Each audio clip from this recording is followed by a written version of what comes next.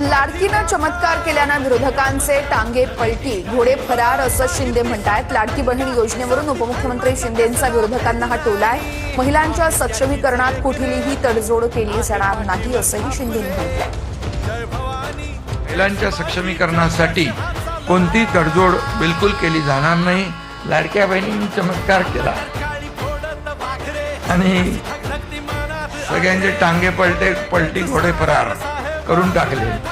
महापालिकेच्या निवडणुकांमध्ये हे स्थानिक स्वराज्य संस्था ज्या आहे त्या निवडणुकांमध्ये 50-50% आरक्षण, पण तिथं महिलेच्या वार्डात पुरुष उभा राहू शकत नाही, पुरुषाच्या वार्डात महिला उभी राहू शकते। एखादी महिला अध्यक्ष महोदय एखाद्या वार्डात चांगली काम करत असेल आणि तो वॉर्ड जर बदल झाला आणि पुरुष झाला तर आपण त्या महिलेचं तिकीट कापण्याची हिंमत करत नाही, कारण तिला तिकीट देतो कारण तिचं काम